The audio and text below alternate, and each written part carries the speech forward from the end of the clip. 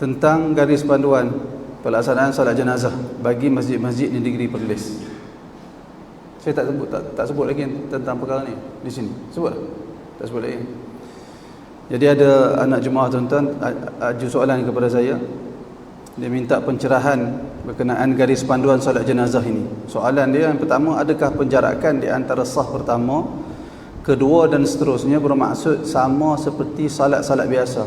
Ada ruang untuk sujud walaupun jemaah tidak sujud? Baik, memang kita tidak nafikan garis panduan daripada Jabatan Agama Islam JAIPS menyebut solat jenazah, menyebut jemaah berdiri dan berada di atas garisan saf ketika salat jenazah, seperti mana keadaan ketika salat fardu berjamaah. Perkara ni disebabkan kita tengok di sebahagian masjid solat jenazah ketika ditunaikan kita tak buat saf. Orang kita ni sebahagian, kebanyakannya bila dia buat salat jenazah dia berhimpun, dia bukan buat saf. Dia berhimpun ramai-ramai. Kalau kita duduk, kalau kita tengok sebelah kanan kita tak tahu mana satu saf kita. Kita tengok sebelah kiri tak tahu mana satu saf kita. Jadi perkara-perkara yang seumpama ini perlu diperbaiki dengan segera. Terutamanya apabila orang-orang tua buat. Bila orang tua-tua buat dia jadi masalah. Disebabkan apa? Disebabkan orang-orang muda ni mereka tak main mengaji. Jadi biasanya mereka akan ikut orang tua. Jadi kesalahan dan kesilapan yang dilakukan oleh orang tua tu akhirnya akan diwarisi. Jadi susah kita tegur sekali. Dia buat satu benda yang salah, orang muda ikut dia. Jadi kesalahan tu diwarisi dari satu generasi ke satu generasi. Jenuh nak cerita. Kita nak terang dalam masjid, mereka tak datang. Jadi tak sampai maklumat kepada mereka. Jadi tak nak mesti dikeluarkan garis panduan supaya masyarakat sedar. Dalam salat jenazah dituntut untuk kita menunaikan salat, kita berdiri untuk menunaikan salat jenazah berada dalam saf seperti mana salat berjamaah. Maknanya mesti ada saf lah. Maknanya mesti ada saf. Dalam hadis Nabi SAW menyebut man salla alaihi thalathatu sufufin qad aujaba. Mana-mana jenazah yang ditunaikan salat sebanyak 3 saf. Nabi sebut thalathatu sufufin. Mana-mana jenazah yang ditunaikan salat ke atasnya oleh 3 saf. 3 orang yang berdiri dalam 3 saf, faqad aujaba, sesungguhnya telah wajib ke atasnya. Maknanya diperkenankan permohonan orang yang menunaikan salat jenazah tersebut. Jadi kena ada saf. Garis panduan ni berbentuk satu tulisan, susah nak terang. Jadi tak nak mudahkan penerangan, berdiri dalam saf. Mudah penerangan. Sekalipun kita tidak nafikan asal di dalam saf ataupun sunnah di dalam saf ialah taqarub. Taqarub ni maksudnya saf ni dijaga hanya berdasarkan keperluan. Asal saf disunatkan atau dianjurkan di dalam hadis, dianjurkan supaya dekat. Saf pertama jangan jauh sangat dengan imam, hanya pada kadar untuk kita boleh sujud. Itu tujuan saf lah, itu asas dalam membina saf. Saf kedua dengan saf pertama pada kadar dia boleh bergerak. Jadi itu salat fardu. Adapun salat jenazah tak ada rukuk, tak ada sujud. Oleh kerana itu asal hukumnya adalah kita dituntut untuk taqarub, saling dekat, saling berdekatan. Tapi bukan maksud macam kita buat tu sampai nak angkat takbir pun susah. Dekat sangat dengan dekat sangat.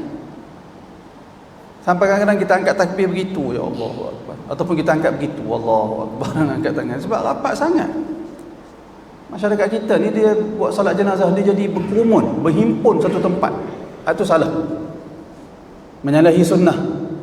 Jadi sunnahnya mesti ada saf dalam salat jenazah. Oleh kerana itu, ya ni tuan-tuan yang hadir kuliah tuan-tuan tahulah. Tuan-tuan faham, tapi yang tak hadir kuliah nanti sekejap ni berapa ramai? Tuan-tuan yang ramai ke orang tak hadir kuliah yang ramai? Tak hadir kuliah yang ramai. Jadi kalau ada yang jenis outspoken sikit, dia jenis suara kuat sikit, apa dia ni, apa itu. Jadi penerangan nak mudah, diri atas saf. Tapi saya cadangkan imam peranan penting benda ni. Imam begitu penting peranan dia, supaya dia tengok saf dan dia beri arahan. Dia yang beri arahan. Kalau di masjid saya, salat saf, salat jemaah jenazah tu memang saya beri perhatian lah. Kalau saya jadi imam, kalau saya ada di dalam salat jenazah tu, saya akan bagi tahu, bagi ada saf. Kalau kita buat saf pertama, saf kedua, tengah-tengah tu ada satu lagi saf pula, itu cantik lah. Tapi kalau rasa susah sangat, suruh dia berdiri atas saf. Kalau rasa susah sangat lah. Jadi itu tujuan dia. Kemudian dia tanya, atau bermaksud kekal rapat, tiada penjarakan antara saf pertama. Mesti ada jarak. Mesti ada jarak untuk orang tu boleh angkat takbir. Bukan maksud salat jemaah ni rapat, tak ada penjarakan. Mesti ada penjarakan. Penjarakan untuk apa? Hampir kita melekat dengan badan kawan kita tu. Jadi dia jadi beletak lah. Bagi kita ada ruang untuk kita angkat tangan, tak lemas. Panah salat jenazah tempat kita, dia jadi panah, dia jadi rimah, lemas kerana terlampau rapat, ramai. Oleh kerana itu kena ada saf. Jadi kalau ditanya atau bermaksud kekal rapat tiada penjarakan, ada penjarakan. Penjarakan berdasarkan jarak yang munasabah. Kalau susah sangat, berdiri atas saf seperti yang dinyatakan dalam garis panduan. Dia kata sini tiada penjarakan antara saf pertama, kedua dan seterusnya, tetapi berdiri di barisan saf yang tersusun, lurus tanpa jemaah berkumpul. Nah, itu betul. Kita nak ada saf, jangan berhimpun. Tapi seperti yang saya sebut di awal tadi, bagi orang yang datang masjid dengan kuliah, dia faham. Tapi yang salat jenazah nanti ni ramainya tak datang kuliah. Itu yang masalah sikit. Oleh kerana itu garis panduan ni dia ambil jalan mudah dalam bentuk nak terang kepada orang, maka disebut begitu. Disebut begitu. Demikian juga dalam garis panduan yang dinyatakan dalam poin yang pertama, salat jenazah dipimpin oleh imam bertugas. Isu imam untuk salat jenazah sememangnya wujud perbezaan pendapat di kalangan ulama antara mazhab Syafi'i dengan mazhab majoriti. Di mana mazhab Syafi'i dalam masyarakat kita yang masyhur, mereka pegang pandangan mazhab Syafi'i yang mengatakan yang lebih berhak menjadi imam dalam salat jenazah adalah orang yang paling dekat hubungan keluarga dengan jenazah. Itu mazhab Syafi'i. Kerana mazhab Syafi'i berpandangan dalam bab salat jenazah ini, hak jenazah diutamakan. Oleh kerana itu, siapa yang lebih dekat dengan dia sudah tentulah lebih ikhlas doanya, lebih murni doanya, lebih sayang kepada jenazah. Maka yang terbaik orang yang paling dekat hubungan keluarga dengan jenazah. Itu pandangan mazhab Syafi'i. Pandangan ini berbeza dengan pandangan majoriti ulama, Hanafi, Maliki dan Hanbali. Di mana tiga mazhab lain mereka mengatakan yang diutamakan dalam salat jenazah ialah pemimpin, berdasarkan keumuman hadis tentang salat berjamaah. Antaranya Nabi SAW bersabda, la ya'ummannal qawmu la ya'ummannal rajulur rajula fi baitihi wala fi sultanihi illa biiznih, atau kama qala, jangan seseorang menjadi imam ke atas seorang lelaki yang lain di tempat kekuasaan lelaki tersebut, di rumah lelaki tersebut. Jangan dia menjadi imam, melainkan dia terlebih dahulu mesti dapat keizinan daripada tuan tempat. Jadi majoriti ulama kata ini hadis ni umum dalam bab salat jemaah, maka salat jenazah termasuk di dalam salat jemaah, maka asas dalam hadis yang umum itu mesti dilaksanakan termasuk di dalam salat jenazah. Demikian juga ada sokongan daripada riwayat daripada Hasan bin Ali bin Abi Talib, cucu Nabi SAW, ketika Husain dibunuh, dia menjadi imam. Ketika itu ada gubernur dalam majlis salat jenazah tu. Lalu Hasan ataupun Husain, saya tak apa nak ingat, Hasan ataupun Husain, salah seorang lah, cucu Rasulullah. Lalu dia suruh gubernur tu menjadi imam. Kemudian dia kata, kalaulah bukan kerana sunnah, sudah tentu aku akan menjadi imam dalam salat jenazah ni. Tapi disebabkan sunnah Nabi mengajar aku untuk mendahulukan pemimpin menjadi imam dalam termasuk dalam salat jenazah, maka aku suruh kamu jadi imam. Hasan atau Husain waktu dia bercakap tu ada bersama dengan beliau, para sahabat Nabi, dan mereka tidak membantah perkataan Hasan atau Husain yang mendakwa perkara itu termasuk dia dalam sunnah. Kalau bukan sunnah sudah tentulah sahabat akan bantah. Tapi bila sahabat tidak bantah, menunjukkan seperti semua sahabat setuju dengan perbuatan Hasan atau Husain tersebut. Kerana itu kita akan tengok, kalau tuan-tuan ada garis panduan, tuan-tuan boleh ambil garis panduan pengurusan jenazah di Jabatan Mufti Perlis. Tuan-tuan boleh tengok ahli fatwa, garis panduan pengurusan jenazah yang disediakan telah dibentang dalam Mesyuarat Fatwa Negeri Perlis dan telah dipersetujui oleh ahli fatwa Perlis. Kesemua mereka setuju dalam bab imam salat jenazah yang didahulukan adalah pemimpin. Kalau di masjid, wakil pemimpin lah. Wakil pemimpin siapa dia? Imam lantikan. Dia macam itulah. Dan pandangan itu berbeza dengan mazhab Syafi'i. Kalau tuan-tuan pergi kat tempat lain, dia ambil mazhab Syafi'i, dia suruh anak jadi imam, itu pandangan mazhab Syafi'i. Tetapi dari sudut, tadi saya sebut dari sudut naqal, dari sudut nukilan riwayat yang menyokong pandangan majoriti ulama. Dari sudut akal, dari sudut logik, kita suruh imam masjid yang menjadi imam, kita dahulukan imam masjid yang menjadi imam dalam bab salat jenazah. Kenapa? Kerana kita bimbang kita nak salat jenazah ni dilaksanakan dengan sebaik mungkin. Nabi SAW suruh orang yang menunaikan salat jenazah, Nabi kata fa akhlisu lahu du'a, ikhlaskan doa kepada dia. Doa sungguh-sungguh kepada jenazah, bukan main-main. Maka kita bimbang kalau ada orang, budak-budak, anak jenazah yang dia pun tak hafal.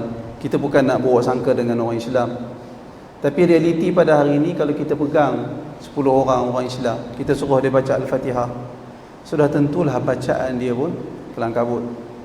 Kalau kita suruh pegang 10 orang, kita suruh dia baca doa jenazah, tak mustahil ada orang yang tak hafal doa jenazah. Allahumma ghfir lahu warhamhu wa'afihi wa'afu anhu wa akrim nuzulahu wa wasi' mudkhalahu waghsilhu bil ma'i wa thalji wal barad wa naqqihi min al khataaya kama yunqqa ath-thawb al abyad min ad-danas wabdilhu daran khairan min darihi wa ahlan khairan min ahlihi wa zawjan khairan min zawjihi wa a'idhuhu min adzabil qabri wa min adzabil nar.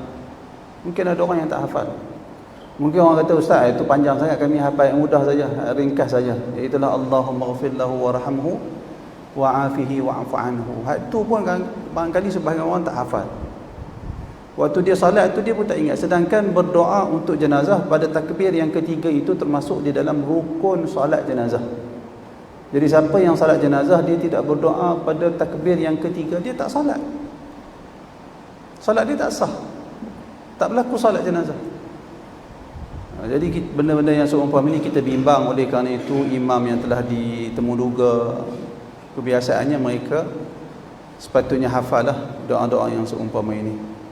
Jadi sebab tu wallahu alam, dari sudut munasabahnya amat tepat garis panduan yang dikeluarkan supaya menyelesaikan permasalahan amalan masyarakat yang berlaku kepincangan.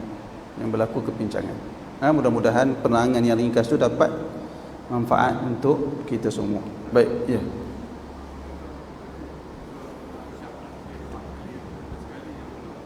Sekali lagi.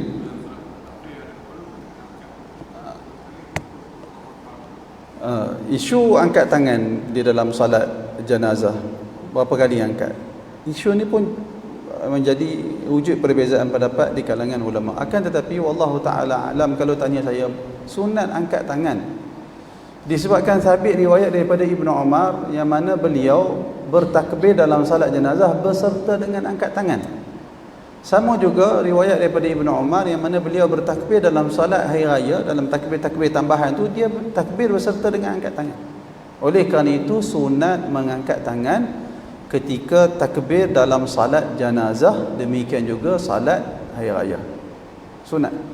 Walaupun saya tak nafikan ada perbezaan pendapat di kalangan ulama, ada yang kata tak perlu, sunatnya hanya takbiratul ihram sahaja, baki 3 takbir lagi tidak disunatkan untuk mengangkat tangan. Itu pandangan sebahagian ulama. Tetapi bila ada riwayat daripada Ibnu Umar yang sahih yang menunjukkan dia angkat tangan ketika bertakbir dalam salat jenazah, maka kita tak boleh nak kata apa, melainkan mustahil Ibnu Umar reka amalan, sedangkan dia seorang sahabat terkenal dengan sahabat yang begitu kuat dengan nak ikut sunnah Nabi. Jadi mustahil dia reka, benda ni tak ada ruang untuk akal reka ibadat. Tapi Ibnu Umar buat, menunjukkan Ibnu Umar ada bukti yang mana dalam salat jenazah dan salat hari raya disuruh mengangkat tangan ketika bertakbir. Wallahu a'lam.